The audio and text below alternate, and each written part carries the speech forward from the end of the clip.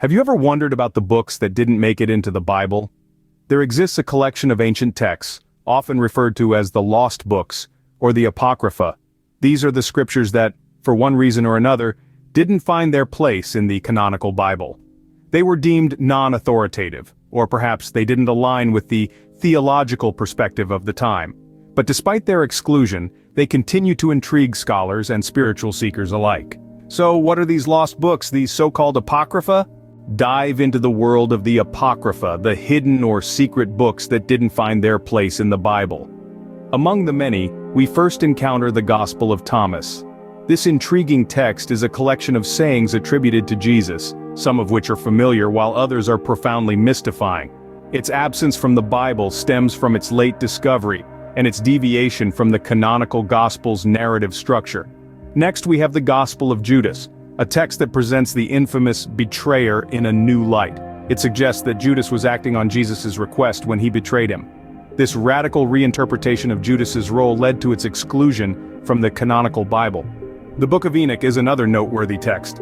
It delves into the story of the fallen angels who fathered the Nephilim, as mentioned in Genesis. The vivid descriptions of heaven and hell and its focus on angelic beings are perhaps why it didn't make the canonical cut. The Gospel of Mary Magdalene offers a unique perspective, as it is one of the few texts thought to be written by a woman. It emphasizes spiritual knowledge over physical actions, a stance that clashed with the emerging Orthodox Church's views. The Gospel of James, meanwhile, provides an account of the Virgin Mary's early life. Its emphasis on Mary's purity made it popular among early Christians, but its late composition date kept it out of the Bible. The Shepherd of Hermas is a moralistic text filled with visions and parables. Its late authorship and lack of connection to the apostolic era led to its exclusion. Finally, the Acts of Paul and Thecla focuses on Thecla, a follower of Paul, who rejects her arranged marriage to pursue a life of religious devotion. Its unconventional portrayal of women's roles in early Christianity might have led to its non-canonical status. These books, while not part of the Bible, offer a fascinating insight into early Christian thinking and beliefs. Now that we know about these books, why are they important? Well, let's dive right in. The Apocrypha holds immense historical and religious significance.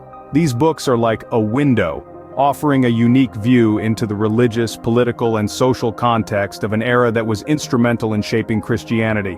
Historically, they provide a glimpse into the intertestamental period, a time that spans between the Old and New Testaments.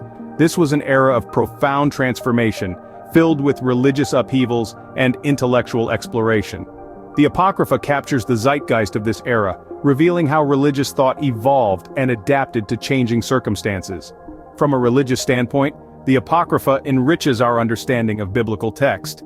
They delve into themes and narratives that are only briefly touched upon in the canonical books, and sometimes even introduce entirely new perspectives.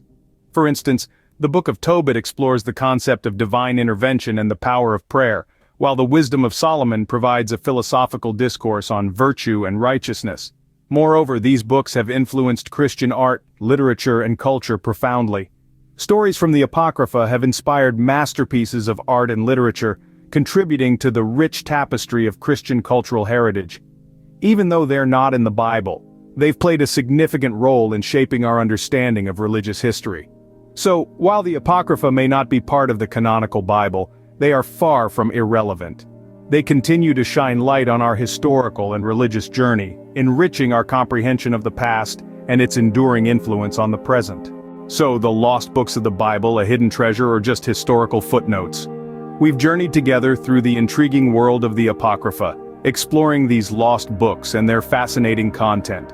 From the Wisdom of Solomon to the Maccabees, these texts have offered us a unique glimpse into the spiritual and historical landscapes of bygone eras.